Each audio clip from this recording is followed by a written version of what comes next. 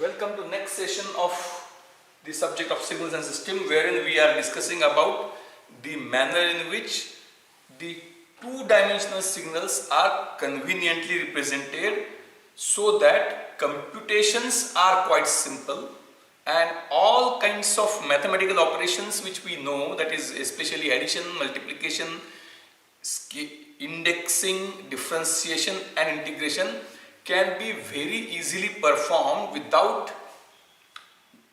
requirement of new definition of the processes. As very clearly stated that a two-dimensional number can be represented by two techniques, that is an ordered pair where the concept of imaginary number z does not come into picture, but in that case the various processes which are to be operated on the two-dimensional numbers are different and unnecessarily tedious. So as to have it in a convenient manner, the one logic which we have discussed is that z is equal to root of minus 1, z is equal to root of minus 1 and z obviously z square is equal to minus 1, and a complex number contains some part, one real number without z plus one real number attached to z. So c is equal to a plus zb, where a and b both are real numbers. So it is a complex representation in a plus zb form. Representation in a plus zb form is actually an alternative method of ordered pair a comma b, but the logic of z square equal to minus 1 and separating parts without z and with z in order to maintain the order in the ordered pair makes the thing simple and convenient. Similarly, there is an alternative form of representing the two-dimensional number in a plane with respect to origin. With respect to origin, there were two axes, horizontal and vertical, or x and y, and we named them as real and imaginary for convenience, and we represent it by x comma y or x plus zy or a plus zb in that matter. Similarly, polar form also you are aware that a number, if this is origin, a number is represented by the distance from the origin and only one axis is defined, other axis is not defined. With reference to a reference axis, with reference to an axis, the number is represented by the position, or not number, the position p is represented by the distance r from the origin and angle theta. Remember, angle is a ratio, angle is a number without any unit. Degree we use for convenience and radian we specify just to indicate that it is an angle, but otherwise angle is a ratio of arc upon radius, so angle does not have unit. So it is in Cartesian or conventional rectangular form, it was x comma y, and in polar form is r comma theta. X comma y was represented by, in alternative manner, using imaginary x plus zy. Now there is a relation between x, y and r, x, y and theta, where r is equal to n root x square to y square and theta is equal to n over y upon x. But the concept of E, just like z, in the last lecture we understood about a spatial number E. It is having the limit of compounding of interest 1 plus x raised to 1 over x as x tends to 0. It is having a some special properties, and we also discussed the techniques with which we raise a number by imaginary number, like that any real number can be raised with an imaginary number, and in that case a well-known identity, how that arises right now we need not discuss, but a well-known identity which interrelates polar form and exponential form is that this. So you remember this, and then you remember one more thing, that e raised to j theta is a complex number. E raised to j theta is a complex number. That is, raising e, which is a real number, by an imaginary number j times theta, where theta is real. So e raised to j theta is a complex number and is given by cos theta plus j sin theta. Cos theta plus j sin theta. So obviously, as it is cos theta plus j sin theta, this is called as real part or horizontal component. This is vertical imaginary part or vertical component. And since they are cos and sine, their magnitude r is equal to 1. R is equal to 1. So e raised to j theta lies on a spatial curve of in two-dimensional plane, that is called as unit circle. E raised to j theta always resides on a circle of radius 1, therefore it is also called as unit circle. So once this idea is very clear, now the advantage of this I will elaborate. So e raised to j theta always lies, so e raised to j theta is a point on a circle of radius 1 at an angle theta measured anticlockwise from the reference axis. We need not say the x-axis because we use x if there is a y, otherwise we may not use x, but we can have a convention to use x. So a reference axis may be called as x-axis, not necessarily called as x-axis.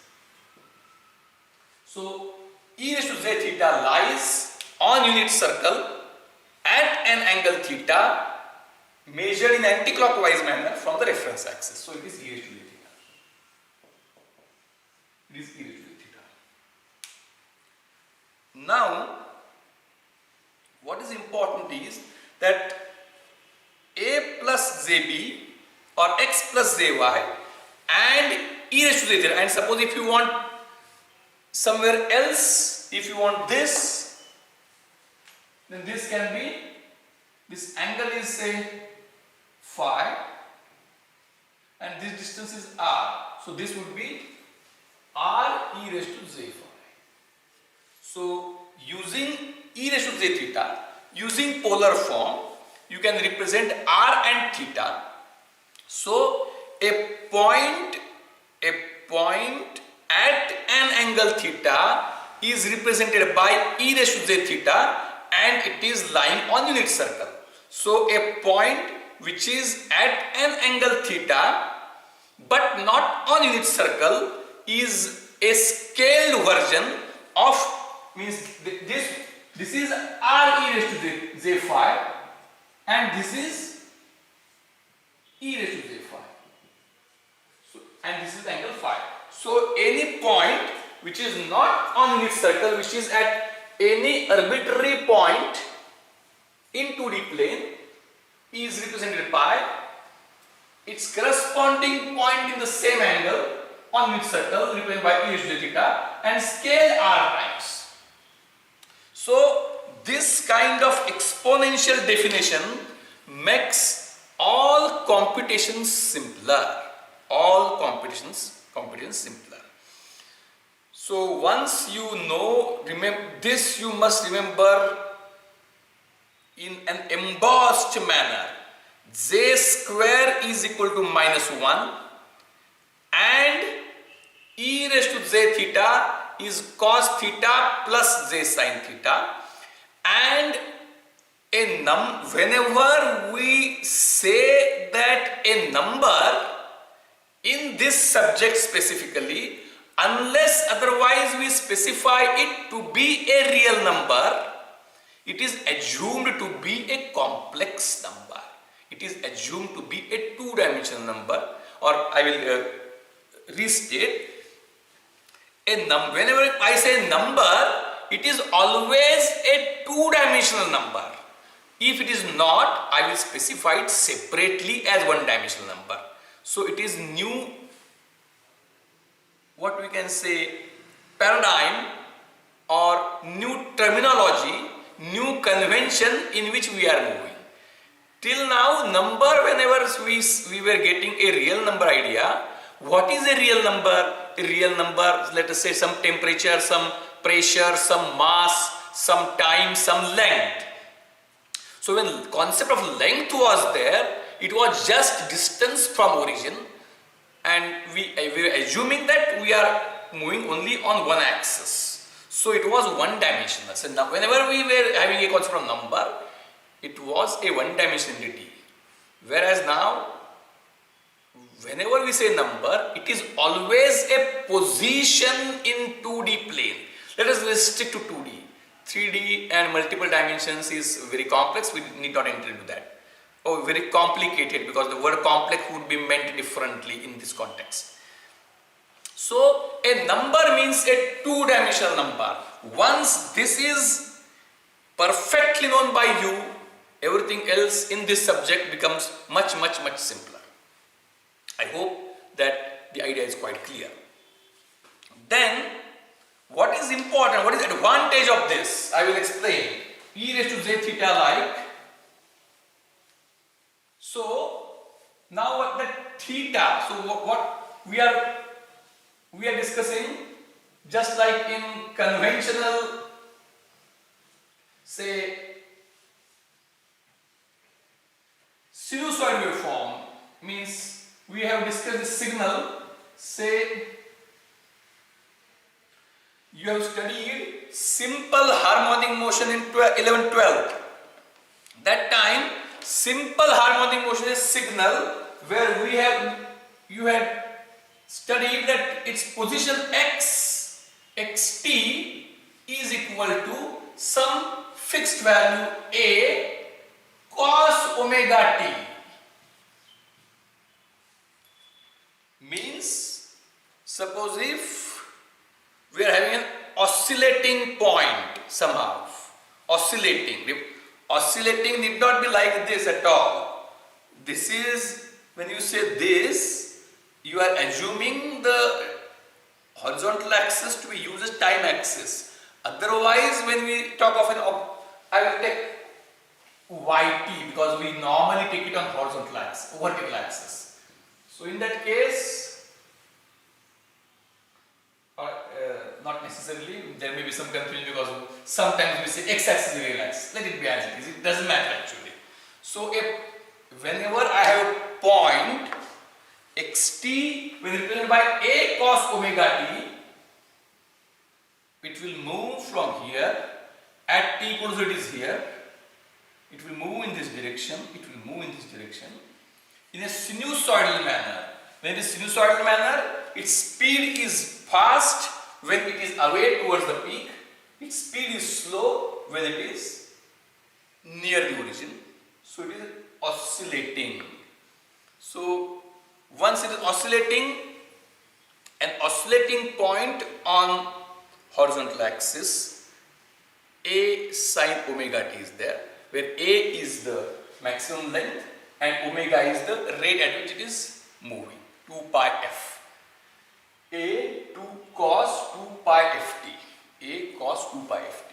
So what is, when we differentiate it, because normally derivative is one operation which is required every time in this subject or in general engineering subjects. So its derivative, if you find,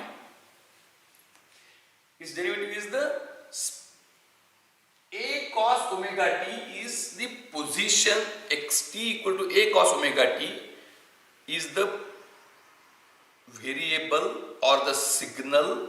It's a position signal on one dimension. So at any given point, the position of the point, a person moving laser point on horizontal axis in a sinusoidal manner. The xt gives a cos omega t gives where the point is right now. Now if you differentiate this, then its differentiation is omega a minus sin omega t.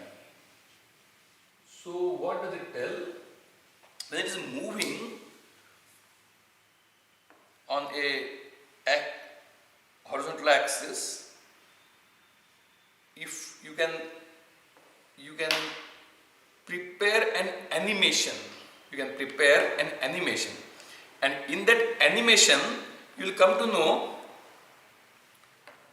if you project it on the screen, you will come to know that when the point is, and if you keep the overall omega less, you will find that the point is moving rapidly when it is away from the origin on this side also, and when it is near, it is moving slowly. So that is the speed of, derivative of position is speed, so that you can easily understand. Similarly now, in 11th-12th itself, you had discussed uniform circular motion. Then in case of uniform circular motion, the point moves on a circle of some radius. So in that case, how do we write the position signal? We write the position signal by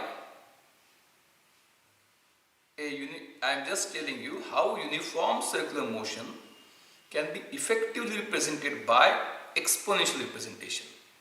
And once this idea is very clear, you will come to know that why e raised to j theta is very convenient in all kinds of computation. So uniform circular motion, for convenience, I am explaining it in very simple manner. Sometimes few may feel that why I am so slow, but we need to be slow because it is very much required that these are the fundamentals. Based on this now, there would be Fourier. In fact, we are having 4 transforms to learn. Based on this, there will be Fourier transform, then Laplace transform, then discrete Fourier transform, and then Z transform.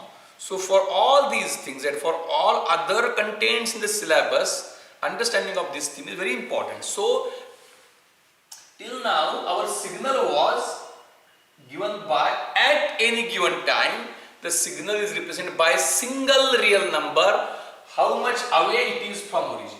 So it is either here or here or here or here or here, and again I repeat that it is away in positive as well as negative direction. So a real number, whenever I say single number, I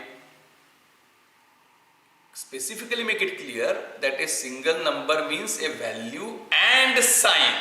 So a real number that way means the real number representing mass and real number representing voltage are different.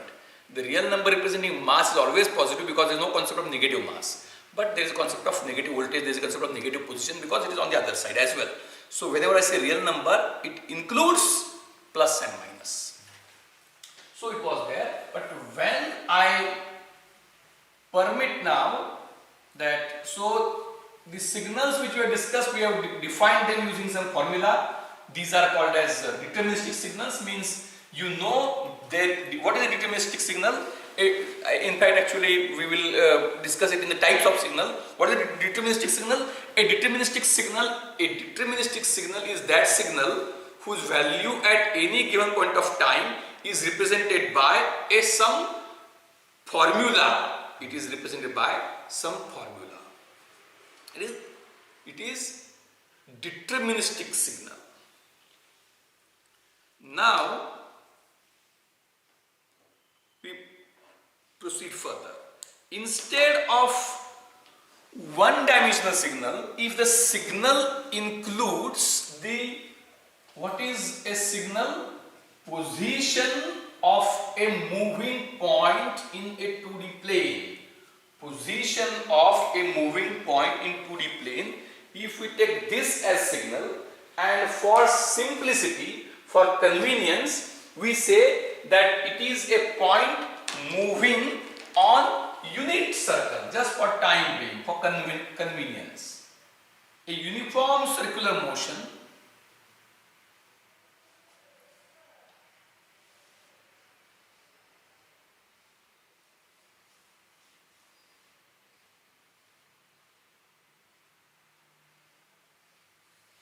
So a point is moving in why anti-clockwise? Is there no any specific reason? Just we means in India the vehicles go from the left hand side of the road,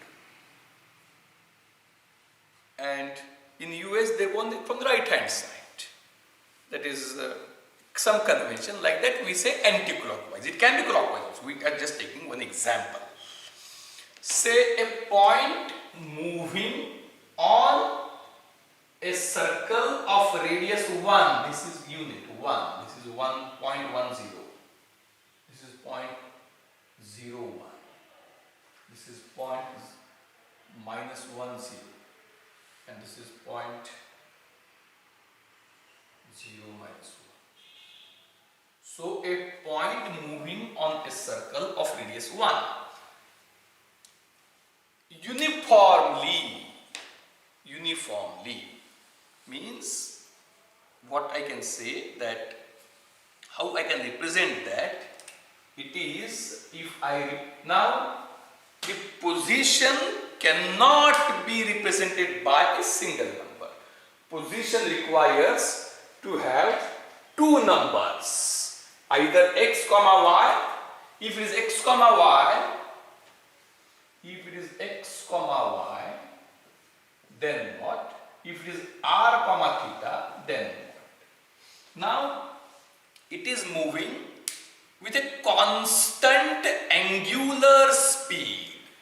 So the angle theta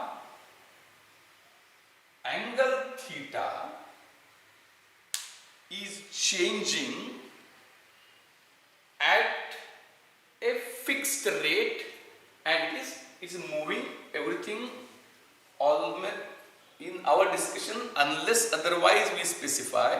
All signals are taken with reference to time. So a rotating, now it is on unit circle. So when I have restricted the motion of the, just for convenience, when I have restricted the motion of the movement on a unit circle, I can say it is a rotating point, and it is rotating with constant angular speed. So what is the term which is defining the angle? Theta. That theta is directly proportional to time, and that omega is per unit time. So if theta is equal to omega t, so a point moving on unit circle at constant angular speed. This is the concept. Right now I am taking unit circle, then I will expand the circle. I will remove the restriction of unit circle. So a point rotating on unit circle is represented by a complex number or a two-dimensional number r comma theta, where r is equal to 1 and theta is changing in a fixed manner with time, such that theta is directly something into time, that is omega t, where omega is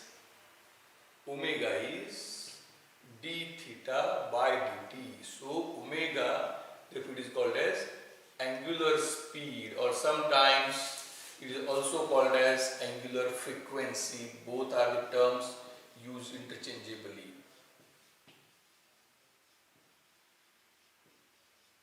So in that case then, a point which is in 2D plane r theta, a point r theta where r is 1 and theta is omega t. Right? So in that case, what is x? What is x? What is y? So in fact, r is under root x square plus y square, that is equal to 1, and omega t, it this theta is tan inverse of y by x.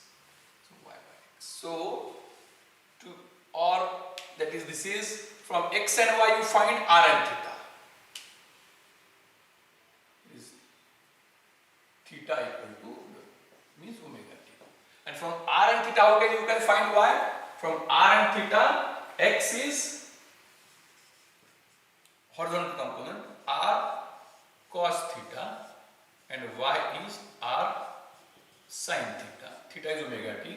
So x is equal to r, here r is 1. So x is cos omega t and y is sin omega t. So what is cos omega t? When a point is rotating on its circle in an anti-clockwise manner, cos omega t happens to be its projection.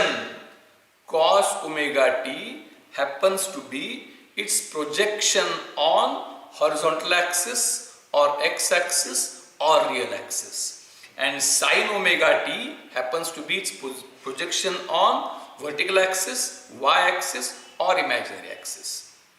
So, a rotating point is a 2D signal and its projections on x and y axis or horizontal and vertical axis or real and imaginary axis respectively are one-dimensional signals. So, cos omega t, so as it moves, it's means if I put one line, you can have graphic animation. One line you can put here, one line you can put here, and as it moves, the projections also move here.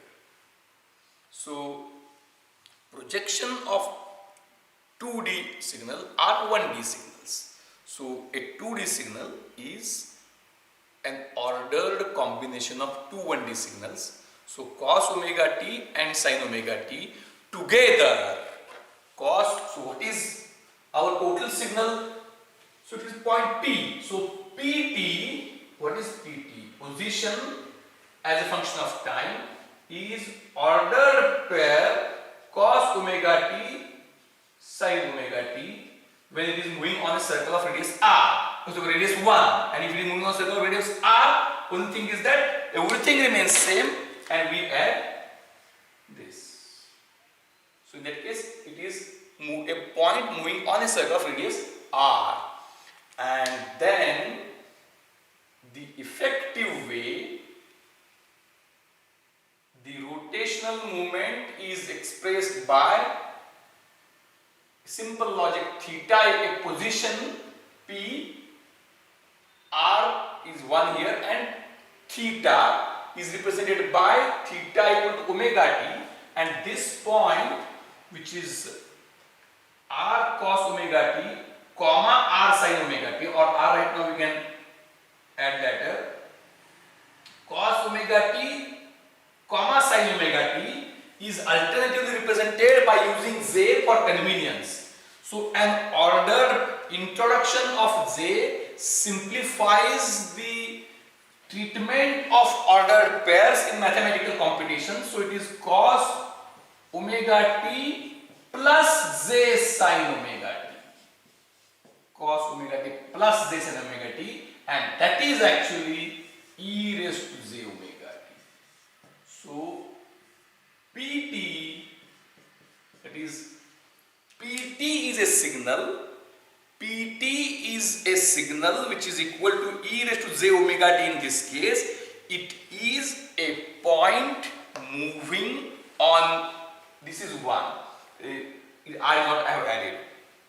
E raised to j omega t will always be on unit circle. So Pt is a point on unit circle moving with uniform angular speed in an anti-clockwise manner, with angular speed of omega. Omega is a positive real number. When I say anti-clockwise, omega is a positive real number. If omega can be any real number, in that case if that is negative, the movement would be in clockwise direction. And then when I permit instead of radius 1, if I permit any radius, a point undergoing a uniform circular motion of radius r is thus then represented by Pt is equal to, in that case, simply r e raised to j omega t. So this is the concept of a phasor. What is a phasor? Phasor is a rotating point. Phasor is a rotating point on a circle of radius r. Phasor is a rotating point on a circle of radius r with uniform angular speed of omega in anti-clockwise direction. If omega is positive, it is anti-clockwise. If omega is negative, then if omega is minus 3, then moving at the rate of minus 3 radians per second in anti-clockwise direction, means 3 radians per second in clockwise direction. So this is the concept. This is the concept of negative frequency. During your junior college days, if you have heard this concept of negative frequency, you might have been confused, but it is not so. The concept of negative frequency is nothing but a circular motion in reverse direction. So this is the concept of phasor. Remember, one important thing is that the phasor is used in electrical engineering so widely to represent voltages. But here there is important, it is connected to the motion of generator. One important point which you should note down is that voltage is never two-dimensional. Voltage is one-dimensional. So voltage is considered as one projection of the rotating phasor. One projection of the rotating phasor. So even if we consider complex voltage for some kind of easy manipulation, this is never there. Voltage is always one-dimensional entity. It is never a two-dimensional entity. Two-dimensional voltage does not arise. But instead of dealing sinusoids in differential domain, it is more easy to deal exponentials easily in differential domain because of a peculiar property. Because of a peculiar property of derivative of e to the power something. Derivative of that. So this is the reason for which the complex, in general, exponentials and complex exponentials are in high demand.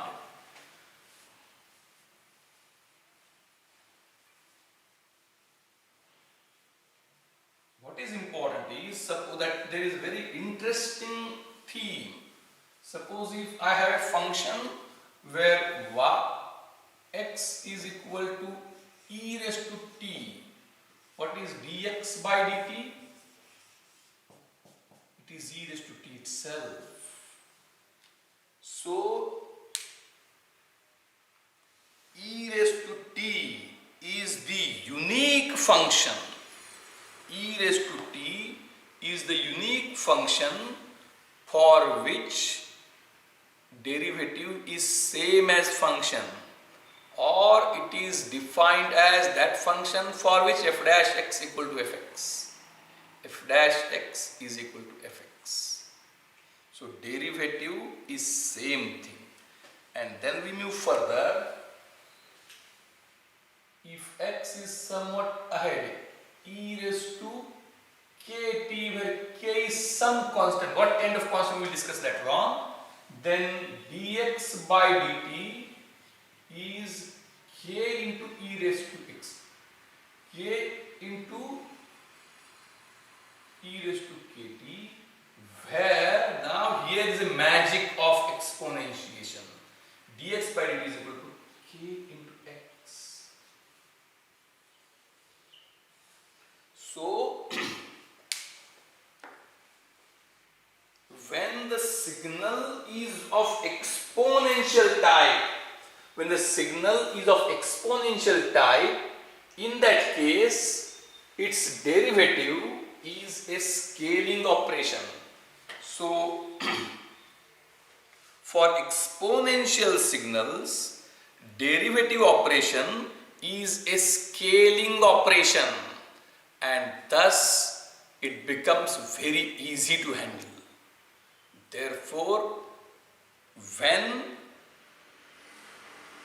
if k is not necessarily real, k itself can be either imaginary or complex. K itself can be either imaginary or it can be even complex. Suppose if so, it gives us a wide meaning of derivatives.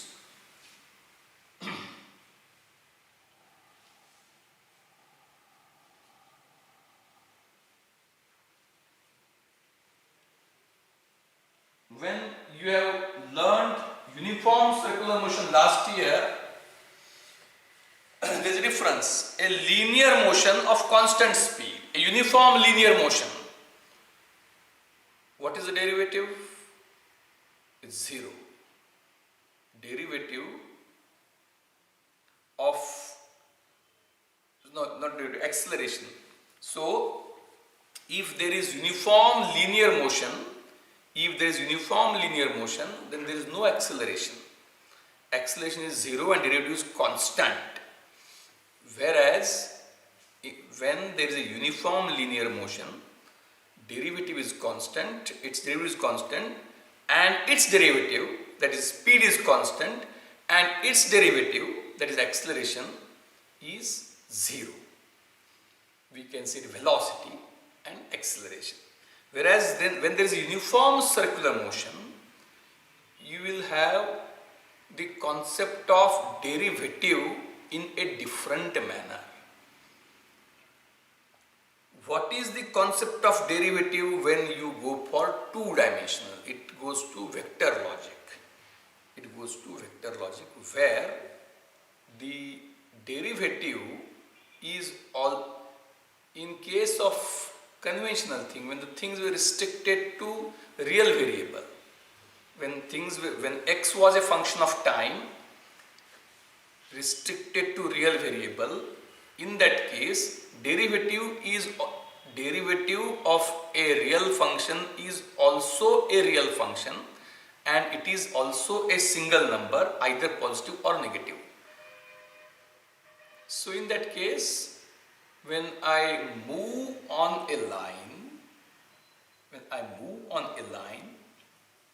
the speed with which I am moving is either more or less,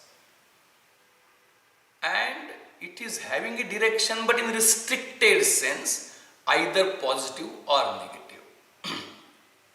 So derivative of a one-dimensional real function is again a one-dimensional real variable. It is having a value and sign. So moving fast in right direction, moving slow in right direction, or moving fast or slow in left direction. Whereas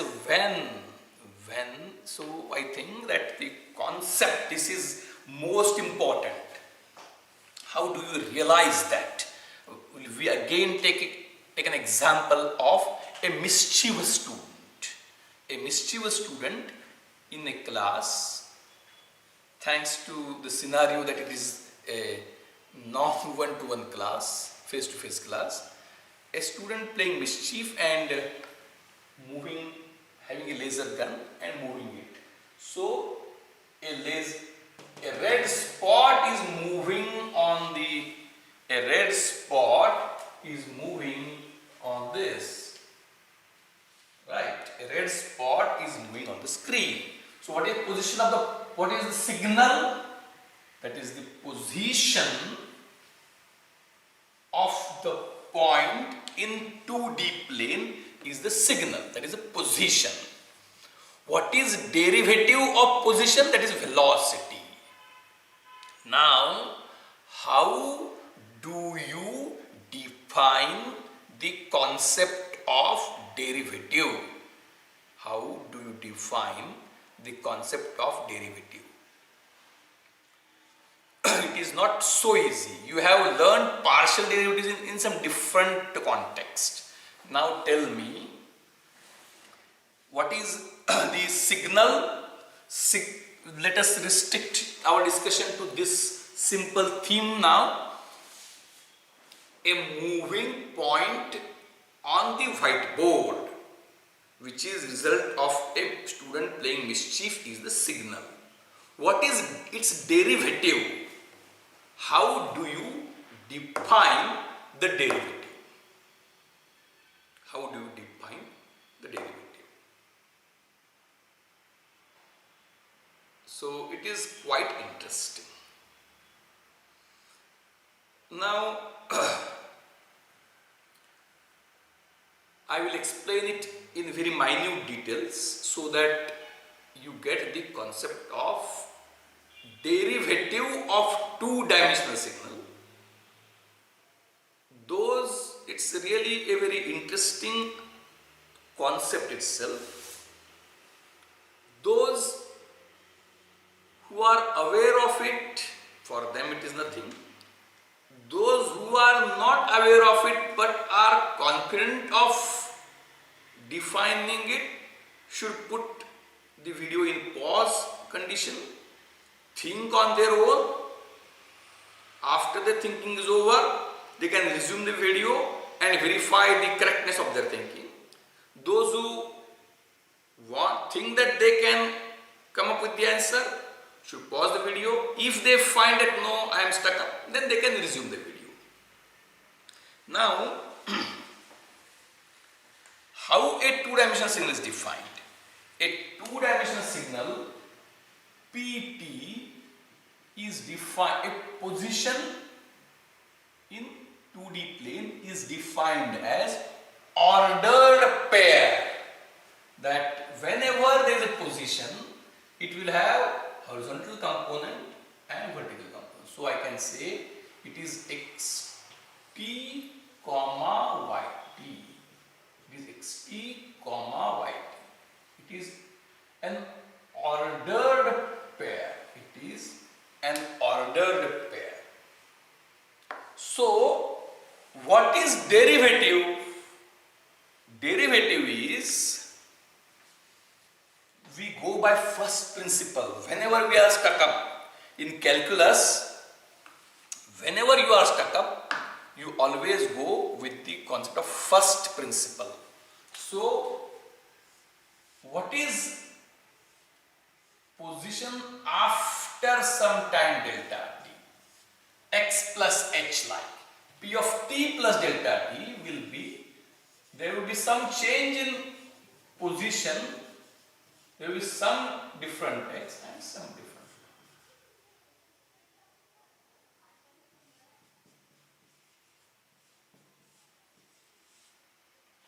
Then what is derivative?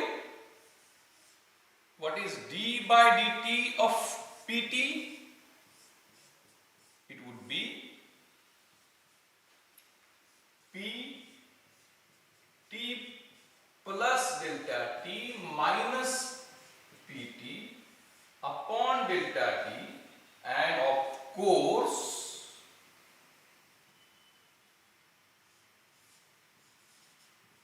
limit as delta t tends to 0. Now here most important thing comes is that it is ordered pair. It is ordered pair. So pt plus delta t minus pt, pt plus delta t minus pt is this minus this. In ordered pair, these two parts are not to be mixed, these are to be kept separate. So this minus this upon this minus this. Sorry, comma this minus this. So I can rewrite, since it is recorded, I can rub, you can go back and see. I assume that you normally watch the lecture continuously. So if that you are not doing, then the question of going back and again checking doesn't arise. Anyway, so pt plus delta t minus pt is an ordered pair. summation or difference of two ordered pairs is also an ordered pair. So that would be, numerator would be x t plus delta t minus xt, comma y t plus delta t minus yt upon delta t. So this is this upon delta t and this upon delta t, because delta t is a real number, limit as delta t tends to 0. So d by, so this is what? D by, these are separate, so this you can apply limit and find separate, this you can find separately. So I can conclude that d by dt of pt is d by dt of xt, comma d by dt of y. So again the derivative is also two-dimensional. Means whenever I have got a moving point, a position which is changing with respect to time, then the rate, the concept of total derivative is rate at which horizontal position changes, rate at which vertical position changes. If horizontal position changes more than vertical position change, the movement will be in horizontal direction more, vertical direction less. Suppose if I am moving, I am here and I am moving on this side. So I am moving horizontally also, vertically also, but more horizontally, less vertically. If I am moving like this, I am moving more vertically, less horizontally. And if I am moving this, I am moving equally. So that tells us, so derivative, so at given point, the derivative is also having two-dimensional things, x movement and y movement, both can be either positive or negative, less values, more values. A rapidly moving, values are more, slowly moving, values are less, moving in right hand direction, values are positive, moving on left, values are negative, and the relative movement will tell us how, in which direction the movement is there. So actual values tell it is slow or fast.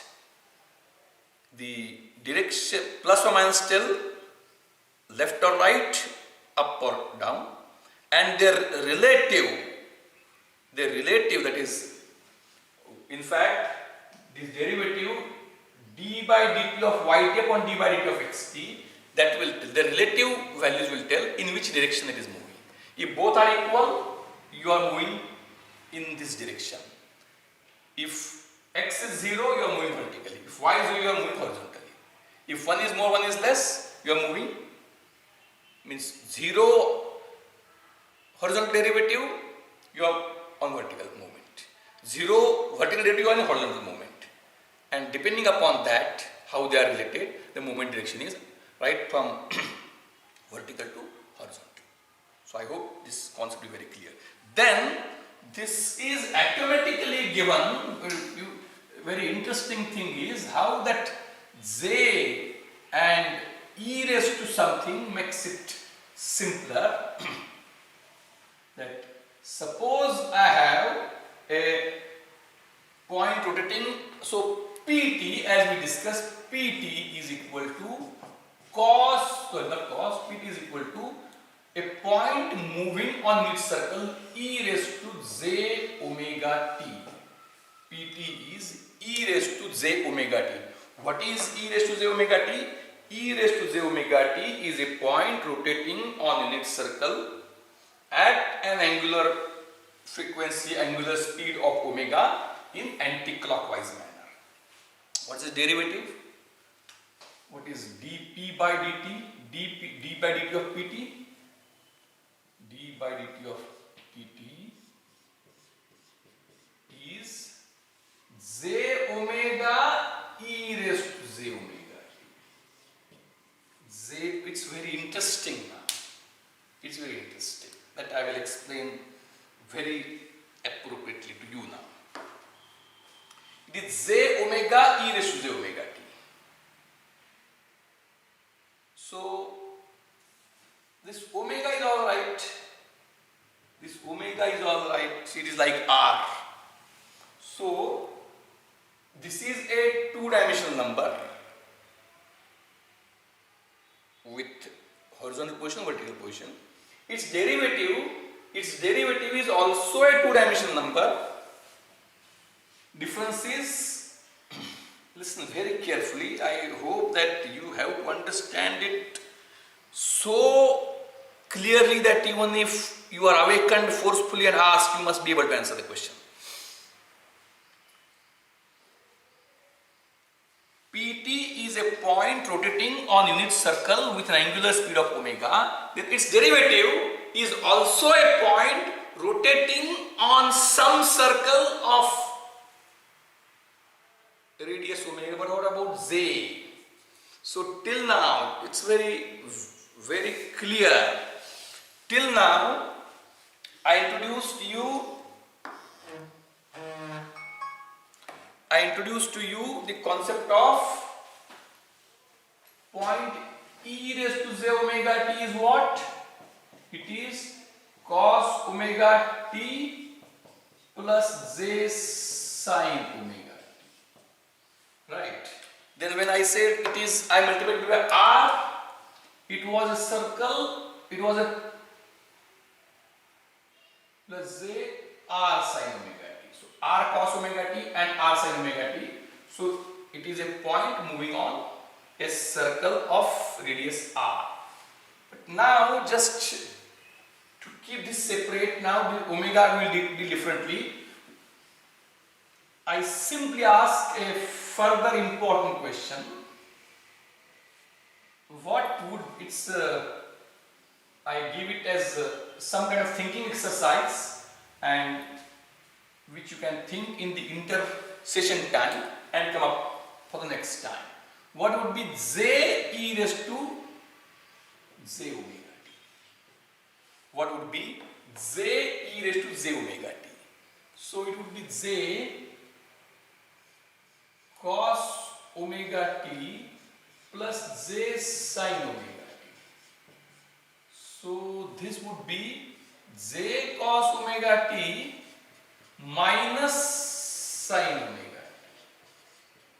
So I can write it as minus sin omega